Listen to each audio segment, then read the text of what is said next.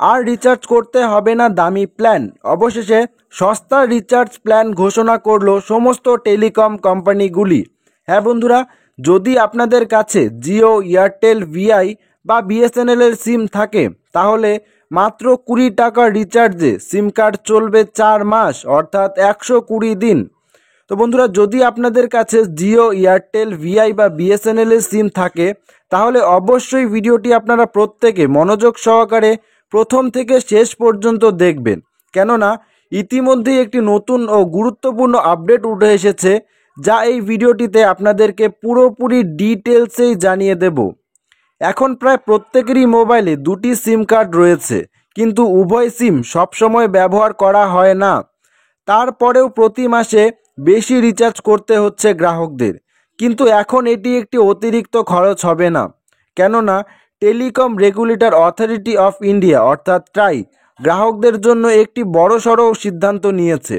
হ্যাঁ বন্ধুরা, এখন রিচার্জ না করলেও সিম বন্ধ হবে না। এই নিয়ে একটি গুরুত্বপূর্ণ আপডেট আপনাদেরকে সরাসরি জানাবো। দেখুন, এখানে পরিষ্কার বলা রয়েছে ট্রাই এর নতুন নিয়ম। সরকার দেশের কোটি কোটি মোবাইল ইউজারদের জন্য বড় আরাম দিয়েছে। এখন মোবাইল ইউজাররা মাত্র 20 টাকায় 4 মাস পর্যন্ত তাদের সিম কার্ড অ্যাক্টিভ রাখতে পারবেন। ট্রাই অর্থাৎ telecom regulator authority of India prepaid mobile ইউজারদের জন্য একটি নতুন গাইডলাইন জারি করেছে। এই নিয়ম অনুযায়ী এখন জিও, বিএসএনএল, এয়ারটেল এবং ভিআই সহ সকল টেলিকম অপারেটর গ্রাহকরা মাত্র 20 টাকার মিনিমাম রিচার্জ দিয়ে তাদের মোবাইল নম্বর 4 মাস পর্যন্ত অ্যাক্টিভ রাখতে পারবেন। এখানে আমরা আপনাদেরকে জানাচ্ছি কিভাবে ট্রাই এর নতুন নিয়ম কাজ করবে এবং গ্রাহকরা কিভাবে মাত্র 20 টাকার রিচার্জ দিয়ে 4 মাসের জন্য তাদের সিম কার্ড অ্যাক্টিভ রাখতে পারবেন। এই নিয়ম সকল টেলিকম অপারেটরে কার্যকর হবে।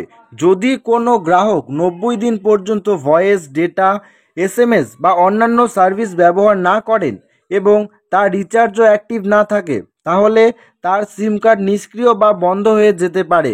যখন সিম ইনঅ্যাক্টিভ বা নিষ্ক্রিয় হয়ে যাবে বা বন্ধ হয়ে যাবে তখন অপারেটর সেই নম্বরটি নতুন কোনো গ্রাহককে অ্যালট করতে পারবে, অর্থাৎ নতুন কোনো গ্রাহককে সেই নাম্বারটি দিতে পারবে।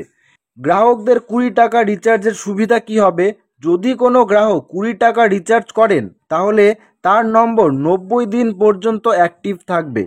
এই নিয়মে বিশেষভাবে তাদের জন্য উপকারী হবে যারা কম বাজেটে তাদের সিম অ্যাক্টিভ রাখতে চান এবং যারা আরেকটি সিম রয়েছে এবং শুধু সিমটি অ্যাক্টিভ রাখতে চান তাদের জন্য কিন্তু এই 20 টাকার রিচার্জ প্ল্যানটি খুব উপকারিত হতে চলেছে। এবারে প্রশ্ন হচ্ছে 20 টাকার ব্যালেন্সে কিভাবে 4 মাস অ্যাক্টিভ থাকবে সিম।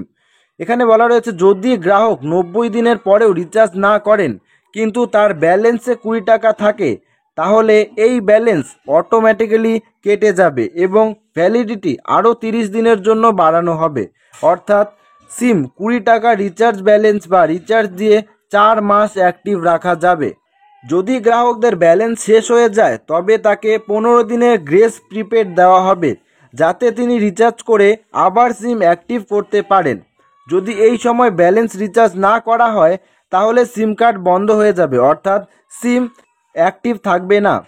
একবার সিম বন্ধ হয়ে গেলে ইনকামিং কল, ওটিপি সার্ভিস বন্ধ হয়ে যাবে। এই গাইডলাইন 2013 সালে উপস্থাপন করা হয় এবং তবে সঠিকভাবে প্রয়োগ হয়নি। ট্রাই এর পদক্ষেপ এখন টেলিকম অপারেটরদের নিয়ম মেনে চলতে বাধ্য করবে এবং গ্রাহকদের উন্নত অভিজ্ঞতা দেবে।